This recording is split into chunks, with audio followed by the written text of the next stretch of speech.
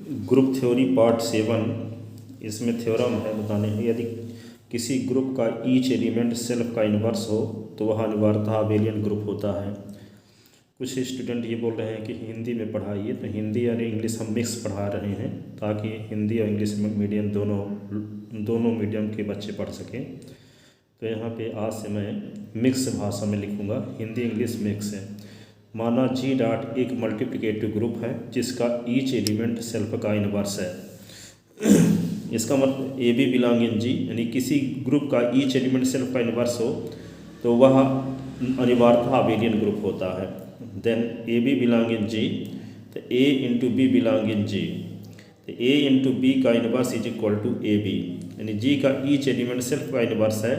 तो यदि ए और बी जी के मेंबर हैं तो ए इंटू बी का मल्टीप्लाई, ए और बी का मल्टीप्लाई भी जी का मेंबर होगा।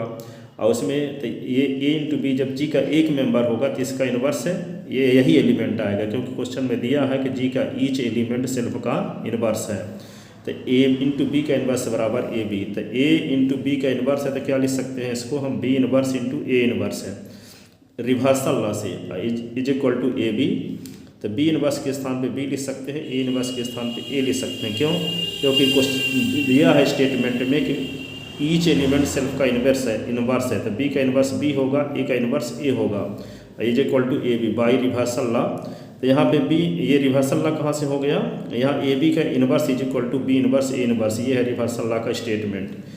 दो ग्रुप के किन्हीं दो एलिमेंट के मल्टीप्लिकेशन का इन्वर्स उनके इन्वर्स के उल्टे क्रम के गुणनफल के बराबर होता है। ये क्या है, रिवर्सल लॉ का स्टेटमेंट है।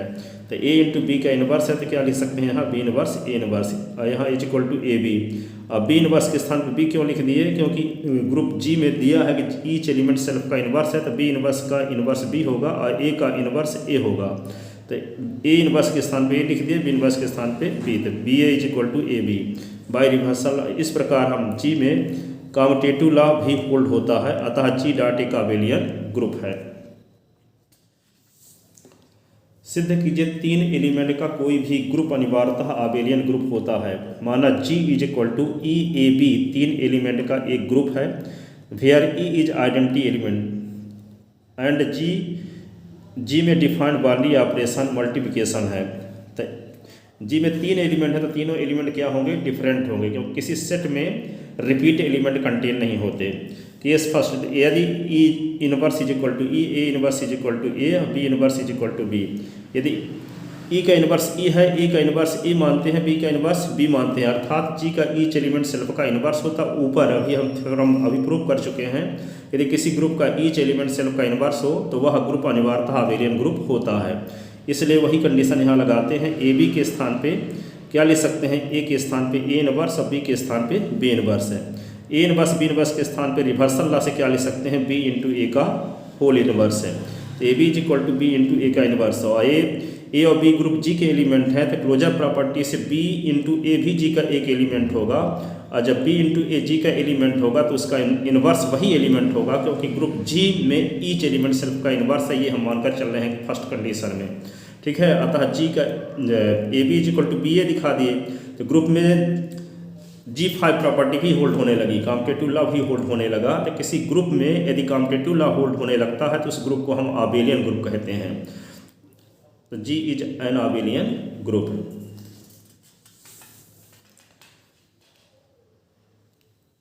अब इफ E का inverse is equal to E और A का inverse is equal to B, B का inverse is equal to A, तो ऐसी कंडीशन में ए बी के स्थान पे हम क्या लिख सकते हैं, ए इंटू ए इनवर्स। इस बी के स्थान पे हम क्या लिख दिए, ए इनवर्स, और ए इनवर्स मिलके क्या होता है, E, by definition of identity element.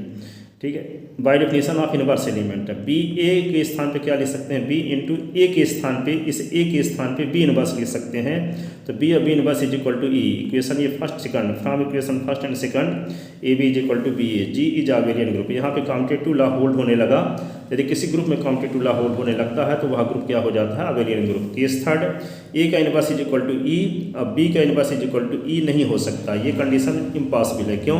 क्योंकि यदि ए का इनवर्स बराबर ई मानकर चलते हैं तो दोनों साइड का इनवर्स करने से ए इज इक्वल टू ई आ जाता है, जो कि इस बात का विरोध है कि जी में तीन एलिमेंट डिफरेंट हैं। यहाँ 2 एलिमेंट बराबर हो जाते हैं तो 3 एलिमेंट नहीं रह जाएंगे, 2 ही एलिमेंट रहेंगे, क्योंकि किसी ग्रुप में एलिमेंट रिपीट नहीं होते। तो यदि ए इज इक्वल टू ई, क्योंकि ग्रुप जी में 3 एलिमेंट है तो तीनों एलिमेंट डिफरेंट होंगे और यहाँ ए की वैल्यू ई के इक्वल आ गई, अतः ये कंडीशन इम्पॉसिबल है। इसी प्रकार यदि हम B inverse is equal to P लेकर चलते हैं तो दोनों साइड के इनवर्स करने से क्या मिल जाता है, B is equal to E, जो कि इस बात का विरोध है कि बी में 3 एलिमेंट डिफरेंट हैं, अतः जी एक आबेलियन ग्रुप है। सिद्ध कीजिए कि 4 एलिमेंट का कोई भी ग्रुप अनिवार्यतः आबेलियन ग्रुप होता है। माना G is equal to E A B C एक 4 एलिमेंट का कोई ग्रुप है, जहाँ ई आइडेंटिटी एलिमेंट है तथा ये चारों एलिमेंट डिफरेंट हैं। यहाँ फॉलोइंग कंडीशन हो सकती है। केस फर्स्ट, यदि E inverse is equal to E, A inverse is equal to A, B inverse is equal to B, C inverse is equal to C, इसका मतलब ईच एलिमेंट सेल्फ का inverse है, अर्थात G का each element self का inverse है। तब क्या होगा, ए बी को हम लिख सकते हैं ए के स्थान पे ए इनवर्स, बी के स्थान पे बी इनवर्स है। तो रिवर्सल में लगाएंगे तो क्या होगा, बी ए का होल इनवर्स, और बी ए भी जी का एक एलिमेंट होगा तो इसका इनवर्स यही एलिमेंट होगा। ये मानकर चलेंगे जी का ईच एलिमेंट सेल्फ का इनवर्स है, तो A B is equal to B A आ गया। इस प्रकार हम देखते हैं कि जी में जी 5 प्रॉपर्टी भी होल्ड होने लगी, अतः जी इज ए आबेलियन ग्रुप है।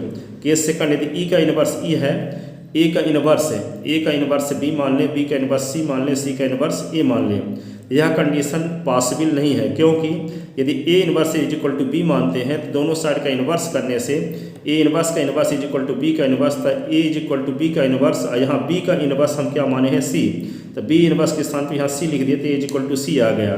तो जी में 4 एलिमेंट डिफरेंट हैं तो यहाँ ए सी के इक्वल आ गया, जो इस बात का विरोध है कि जी में 4 एलिमेंट डिफरेंट हैं, अतः ये स्थिति इम्पॉसिबल है, जबकि A is not equal to C. Case third, यदि ई का इनवर्स ई है, ए का इनवर्स, यदि ई का इनवर्स ई है, ए का इनवर्स ए और बी का इनवर्स सी, सी का इनवर्स बी, या कि बी का इनवर्स बी है, ए का इनवर्स सी, सी का इनवर्स ए, या कि सी इनवर्स का सी का इनवर्स सी है और ए का इनवर्स बी, बी का इनवर्स ए, ऐसी कंडीशन में ए बी का जो मल्टीप्लाई होगा या तो सी होगा और बी ए का मल्टीप्लाई भी सी होगा, और बी सी का मल्टीप्लाई ए होगा और सी बी का मल्टीप्लाई भी ए होगा, सी ए का मल्टीप्लाई बी होगा और ए सी का मल्टीप्लाई भी बी होगा।